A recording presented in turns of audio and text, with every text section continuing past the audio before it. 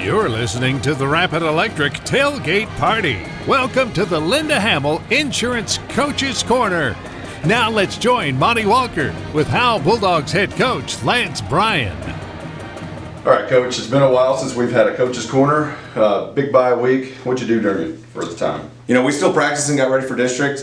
We did pull back. We didn't practice quite as long. We gave the kids a little bit more time off and let everybody kind of recharge the batteries a little bit. But, you know, we still went to work and, you know, got ready for this game. And, you know, we had film on them and they had film on us. We had some common opponents. And so, you know, we were able to get an idea of kind of what they do, and they probably did the same. And so we started practicing against some of the things that they do and trying to lock in our game plan a little bit early and, you know, give us an extra week of preparation.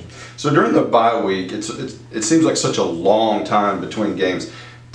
Sometimes can you overthink the next opponent? Can you get in the room and start overthinking things at times? 100%. I know all of us coaches have talked a lot. Like we've probably watched more film these last couple of weeks than we ever would. And, you know, your opinion changes because sometimes you think like, man, they're really good, or man, I think we can really get this. And then you watch them again and then you go back and watch last year's films even to see what's different and what's changed. And you can definitely overanalyze it. But one thing that we've tried to be really good at is, you know, focusing on what we need to do, you know, with this year's team and with this group, and not, you know, overthink the opponent so much, you know, concentrating on what we need to do well. And that's kind of been our focus. So the last time we had a Howe Bulldogs football game was at S&S, 68-14 win. It was one of the wins that you needed. Complete domination, offense, defense, and everything. Talk about that.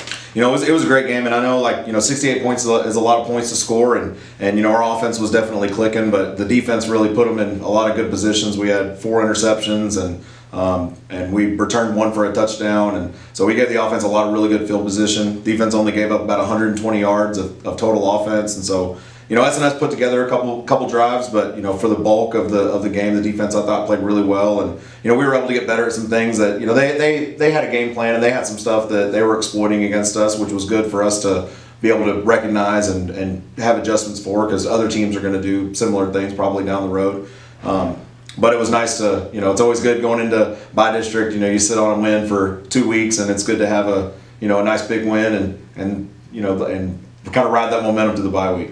So Carson Daniels, he's playing a different role than in years past. Still carrying the ball, not as much, but he's really settled in as the anchor on defense. Talk about him and his play, especially lately. At S&S, he had a huge game. You know, we talked a lot, you know, before the season. You know, I talked about how roles might change, you know, based on, you know, personnel and different philosophies and decisions. And, you know, being a defensive-minded coach, when I came in, me and Carson talked, and I was like, it's like you're not subbing out at linebacker ever. I was like, it's just too important of a position on our team.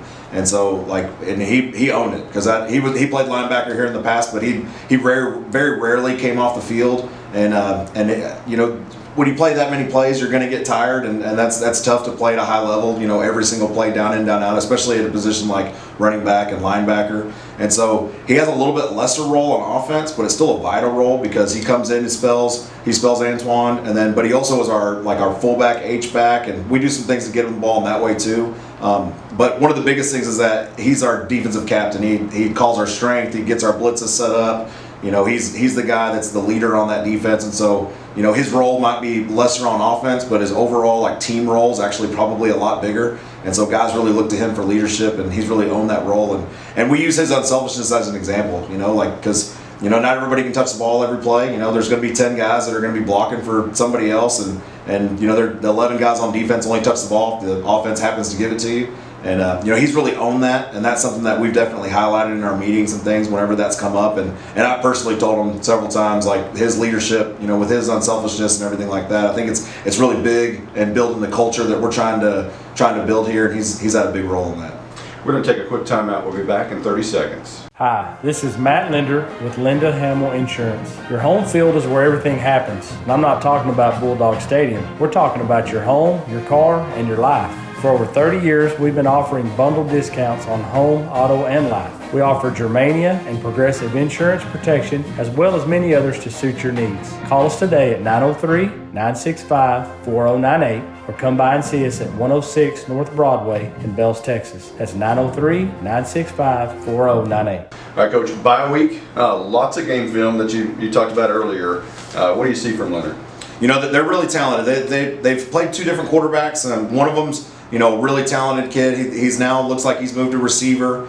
They brought in a freshman. He reminds me of probably what Austin Haley looked like as a freshman. Super talented kid, and he has a pretty good grasp of the offense, and he kind of manages that side of the ball really well. It's definitely a different look with him at quarterback versus the guy that originally started.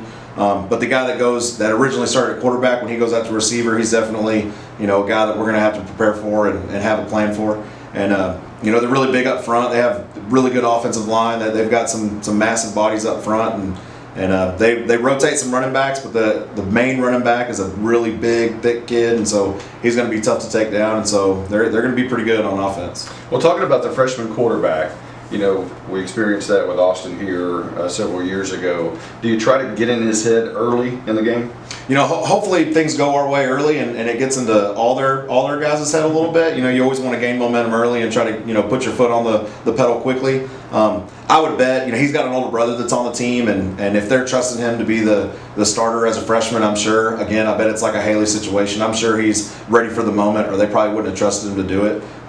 But just like everybody says, rookie quarterback in the NFL, or freshman, or a young guy in college and freshman in high school. I mean, obviously that's we're hoping that we can get some momentum early and make them doubt maybe some of the things they're doing. But that's what every coach wants to do. They always want to jump up on somebody early. So hopefully if we get things rolling, then maybe they won't be clicking quite as good as they have been.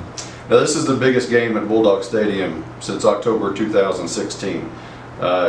Your seniors were in 6th grade that year.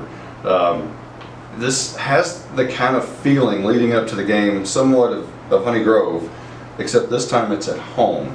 And your team has already played in front of a huge home crowd. We expect a huge home crowd tonight.